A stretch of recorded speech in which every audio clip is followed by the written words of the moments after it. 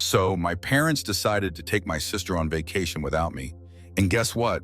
She ended up ruining the whole trip and even got arrested. Classic, right? So my parents decided to take my sister on vacation instead of me.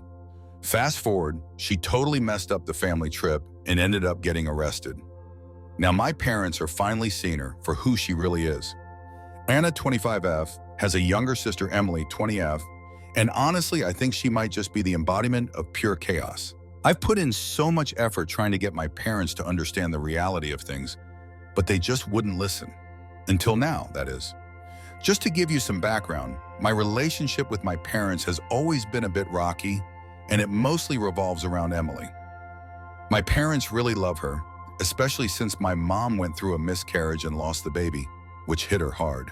Emily, arriving a few years after, was seen as their miracle child, a shining light of hope and happiness that eased the hurt from their earlier loss. My parents lavished her with love and focus, making her the absolute focal point of our family dynamic.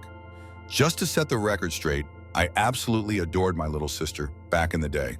I gradually came to see that Emily had this uncanny ability to manipulate people, something my family just couldn't seem to understand. She had a knack for bending the narrative to suit her needs, and she excelled at portraying herself as the victim.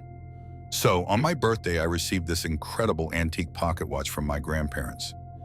It was such a cool gift. I was absolutely thrilled because my grandmother mentioned it was a family heirloom. But Emily, she was obviously feeling a bit envious and kept pestering me about whether I could let her in on it. I declined because it was a present meant for me on my birthday. She made an effort to convince our parents, but given that it came from our grandparents, they were pretty limited in what they could do. That night, Emily, fully aware of my deep-seated fear of spiders, decided to sneak a house spider into my pillowcase, making sure I'd find it right as I was settling in for the night. I woke up to the terrifying feeling of a spider creeping across my skin and immediately let out a scream. My parents burst into my room, clearly worried. Emily played the part of the concerned friend, all wide-eyed and sympathetic. But once we were alone, she confessed with the unsettling grin that she had actually placed the spider there to teach me a lesson. I couldn't believe how nonchalantly she admitted it, totally lacking any sense of guilt. There was this one time when I had a crush on my classmate, Jake, and I finally mustered up the courage to invite him over to watch a movie with me. I was totally buzzing with excitement and had chosen the perfect dress to catch his eye. So, the moment Jake showed up at our place, Emily totally dumped a glass of juice all over my dress and just started cracking up at me. I was totally embarrassed and had to switch things up, all while attempting to keep my humiliation under wraps. As if that wasn't enough, Emily began sharing cringeworthy tales from my childhood with Jake, leaving me feeling completely mortified. She totally hovered over us the whole time we were trying to enjoy the movie. As Jake was getting ready to head out, Emily shot him a smirk and casually remarked that he could definitely do better than me. Jake, feeling uneasy the whole time, bolted out of there. I was totally shocked by how ruthless and sly my little sister could be.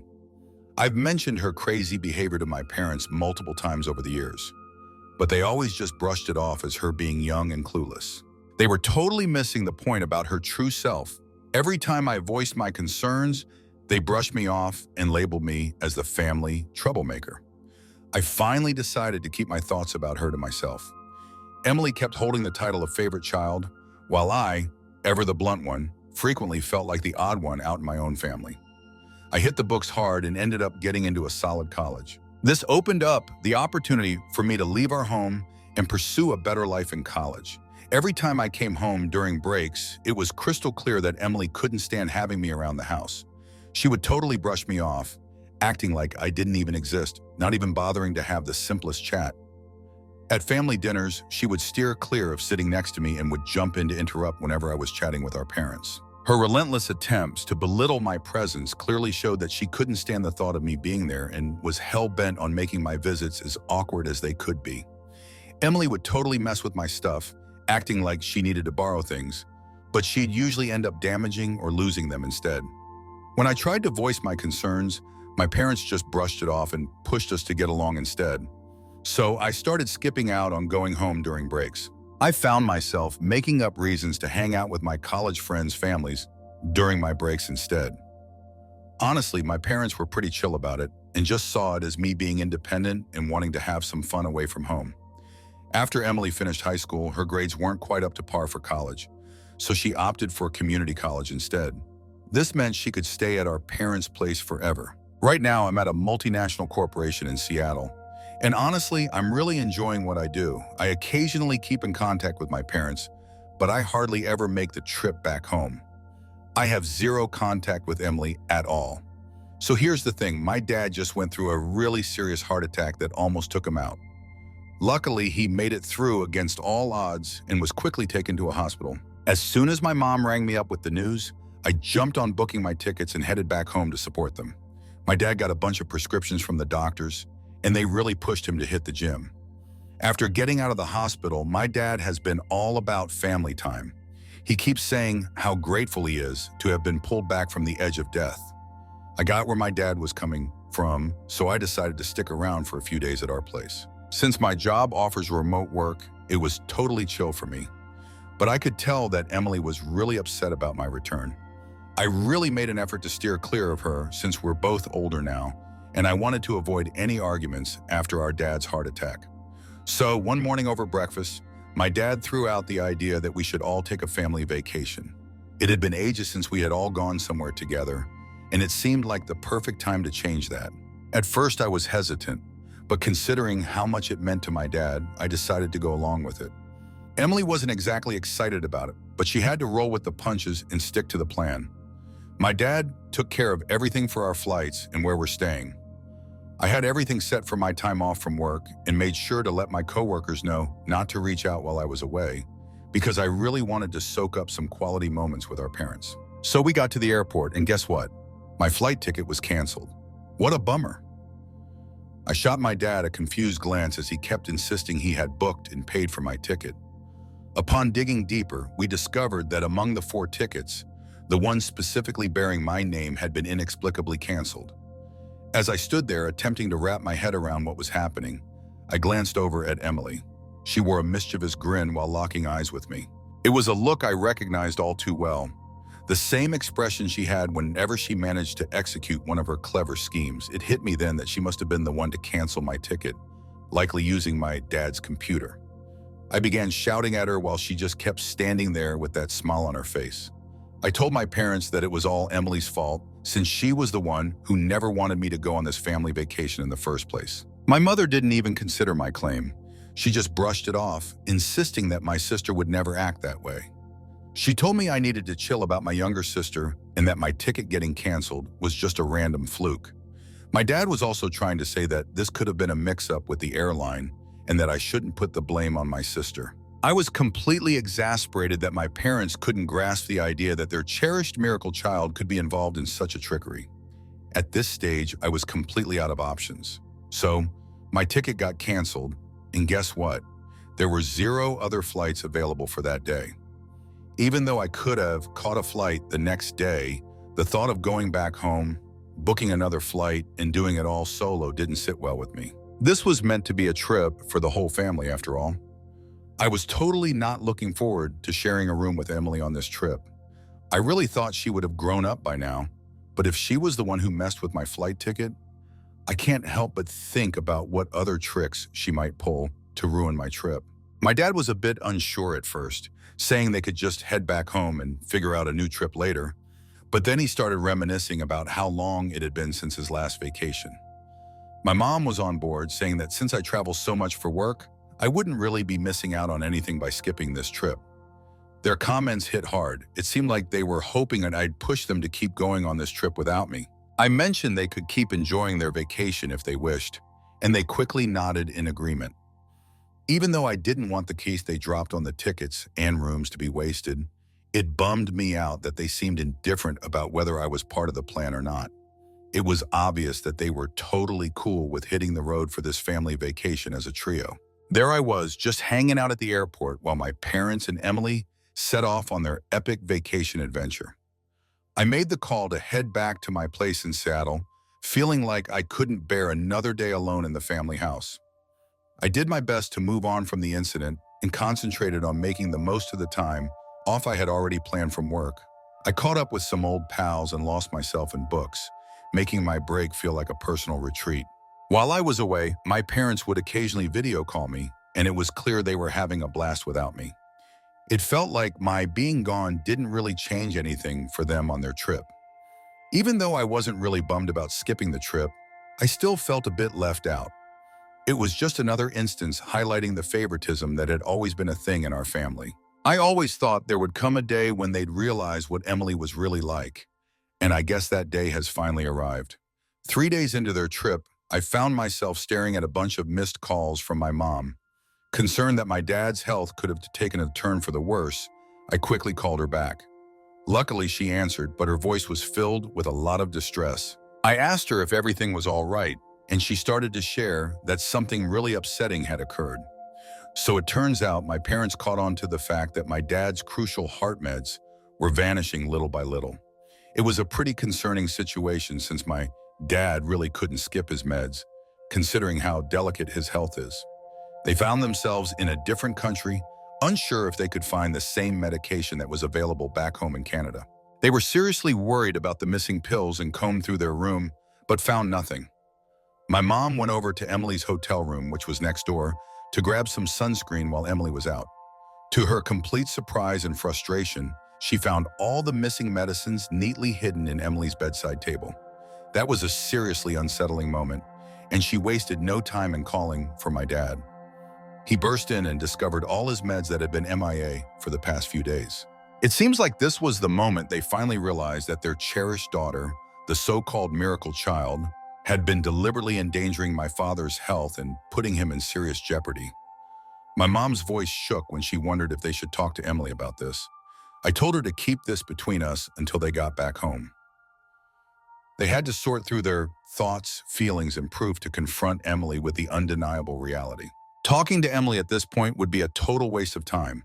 She's really good at twisting things around and would probably just come up with a bunch of excuses to dodge any blame.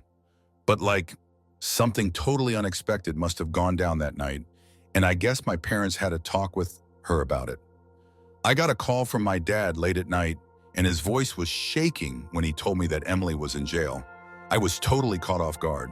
He shared that Emily totally lost it when they brought up the medications, hurling things and yelling insults. She was furious with my dad, blaming him for getting me a ticket when he should have never let me join their family trip. She warned them that if they kept up their relationship with me, she'd make sure they learned a lesson they'd never forget. Emily kept going off, and things got out of hand really fast until someone from the hotel had to call the cops. When the officers showed up, she wouldn't chill out and started throwing insults, which got her taken into custody. Emily was set to be released after 48 hours, and there was really nothing my parents could do about it right now. My parents were really eager to get back home after Emily was released, so they attempted to change their flight plans. But then, their whole plan went sideways when they realized their passports and wallets had vanished. So it looks like Emily either tossed their passports or stashed them somewhere, leaving them stuck in a foreign country without any passports or wallets. What a mess. It seems like this was the moment my parents finally began to recognize my sister for her true self. My mom, who had always stood by Emily through thick and thin, was now pleading with me for help since they were broke and didn't have the paperwork to get out of there. She was totally blindsided, feeling a mix of disbelief and heartache as she came to terms with the reality of her seemingly perfect daughter's true self. I reassured them not to stress, saying I'd send them cash through Western Union, but they needed to locate their passports first to make their way back home. I was pretty sure Emily didn't throw them away. My parents are finally coming around to see that I was the one telling the truth about her behavior. And they're actually thankful for the support I've been giving them, even though they didn't bring me along on this trip. They said sorry for how they acted. It's tough to let go of the resentment I feel towards my parents. I really want to forgive them, but I can't help but feel like I've missed out on their love all these years because they always favored my sister. Seriously? My parents went on this vacation without me, and now that they've had their fun, they're back asking for my forgiveness? Not happening. Update 1. My parents call me daily with updates, and honestly, it's making me more and more anxious about what they're going through. So after Emily got out of jail the next day, my parents were all over her, threatening to report her again if she didn't hand over their passports. With no options left, Emily finally spilled the beans on where she stashed their passports. When my parents got back, they had a serious talk with Emily, telling her it was time to pack up and go. It was painfully obvious that they had hit their limit, finally coming to terms with the reality of their daughter's deceitful and damaging behavior. She could totally mess with his health again by swiping his meds. This kicked off yet another intense argument between Emily and my parents. In this heated moment, Emily started throwing accusations at my parents, clearly venting her anger and resentment. She informed my parents that she wasn't interested in sharing them with anyone else and insisted that she felt overwhelmed when they invited me on the trip. She wouldn't stop pushing for my parents to cut ties with me, really driving home the point that she was all they needed. At that moment, my parents probably understood just how deep her jealousy ran and how much she resented my position in the family. As they attempted to calm her down, she continued to hurl accusations their way. In a moment of sheer frustration and rage, she declared that she would spread the word about how they had failed her as a child and mistreated her throughout her upbringing. She was pretty much ready to throw down some serious accusations of parental negligence. Emily threatened to involve the police and make false accusations against our parents if we kept asking her to leave. This really freaked my parents out because these made-up claims could seriously jeopardize their reputation, especially since they are highly regarded doctors in our community. The idea that their reputation could be destroyed by baseless claims has left them feeling cornered and on edge. Recently, Emily has been ramping up the challenges for our parents, making things increasingly tough for them. When she discovered that they were chatting with me frequently these days, she totally lost it and started smashing dishes in a fit of rage. It's so frustrating that she keeps taking their car keys and hiding them, making it a real hassle for them to get to work each day. So my mom called me up tonight, totally in tears after yet another rough dinner situation. Emily threw a massive fit and screamed at them because she wanted my mom to make her something to eat. After Emily was turned down due to her exhaustion from work, she completely lost it and began smashing furniture all over the place. So she headed to her room and cranked up the music super loud, totally ruining our parents' chance for a good night's sleep. Things just keep spiraling out of control, and it's really weighing heavily on my parents' emotional and mental well-being. I'm getting more and more anxious about what could come next. I really thought my parents would figure out Emily's true colors, but now I'm genuinely concerned she might actually be a danger to them. I'm stuck away from home right now because going back could set her off and lead to even more intense arguments.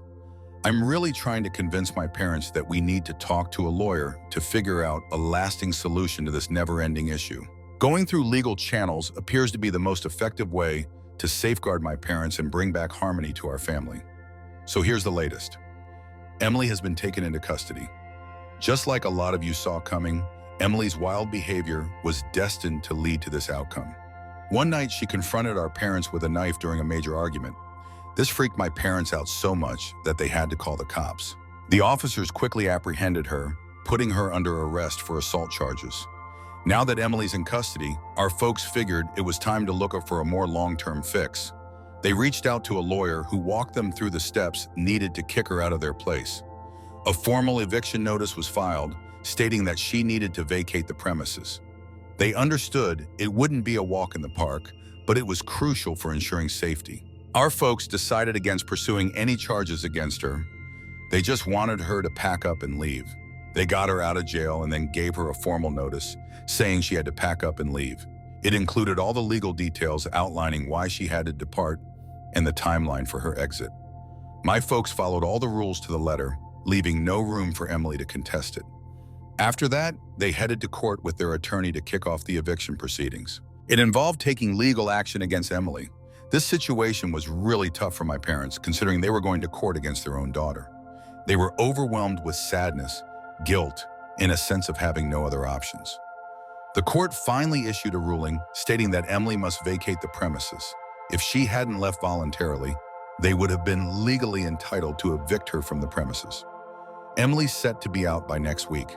My parents can finally chill a bit, knowing they've made a move towards reclaiming their home and some peace of mind. It's been a rough journey, but there's a sense of optimism that things will improve once Emily moves on.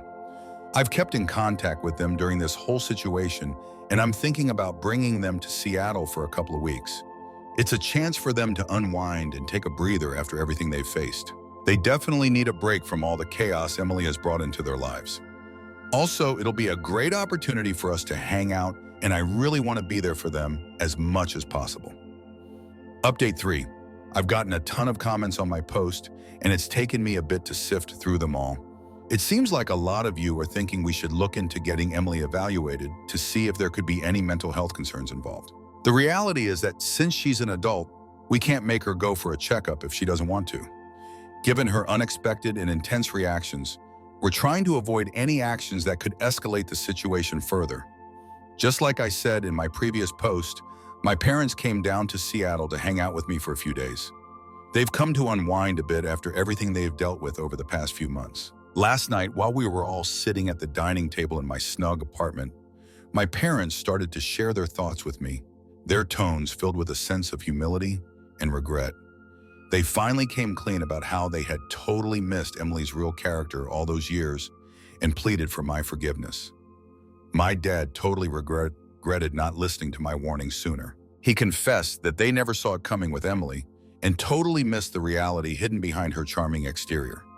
My mom totally backed up my dad and admitted they really messed up by brushing off my worries about Emily's behavior all this time. Her voice shook as she expressed the hurt of understanding how they had let me down by choosing her over me. I told them I really appreciated them making the first move to ask for my forgiveness. I opened up about the tough times I went through because of what Emily did. My parents were completely taken aback and disheartened as they heard about everything I had gone through alone. They recognized the struggles I faced and showed remorse for the loneliness I experienced within my own family. My parents shared how their favoritism for Emily had skewed their perspective since they never anticipated having her and always viewed her as their miracle baby. They earnestly pleaded for my forgiveness for all those years. It was a mixed bag for me, since I had always craved their recognition. Even though it wasn't the perfect approach to fix our relationship, it definitely marked a pivotal moment that introduced some essential honesty and clarity into our family dynamic. For the first time in years, we were actually facing the problems that had been haunting our family. I let them know that rebuilding my trust would take a bit of time, and we all came to a consensus to navigate this together. Right now, I'm all about soaking up every moment with my family while they're around for the next few days. Update 4. As the days went by, my parents and I found ourselves spending more time together, wandering through the lively streets of Seattle, savoring relaxed meals, and just enjoying each other's presence. It's been a wild ride trying to reconnect and mend the ties that got messed up over the years because of favoritism and denial. I realized that their choice to find comfort with me wasn't merely about putting space between them and Emily. It was about their wish to mend the family they had nearly let slip away. A new beginning was essential for both them and me. My parents and I have had a chat about what to do with Emily. She's crashing at a friend's place right now. We can't just leave her behind, no matter the chaos she's brought into our lives. My parents are grappling with a heavy sense of duty regarding their daughter, despite her actions being beyond forgiveness. We've accepted that her actions could be more than just playful troublemaking. They might point to some underlying problems. We're thinking about looking into a mental health evaluation to get a clearer picture of her situation. Since Emily is an adult, we can't just make her go through an assessment. Instead, we're looking for ways to motivate her to seek help on her own. My parents are thinking about hitting up Emily when they get back home to check if she's down for a chat. I'm hesitant to reach out to her since she's managing a situation for her own mental well-being. Given the history of aggression and violence, I've suggested to my parents that they meet her in a public setting where she'd have to keep her emotions in check. We really want Emily to understand where we're coming from and above all, see just how much love and care we have for her. It's not about pointing fingers. It's about uniting as a family to tackle the challenges that have put a strain on our bonds.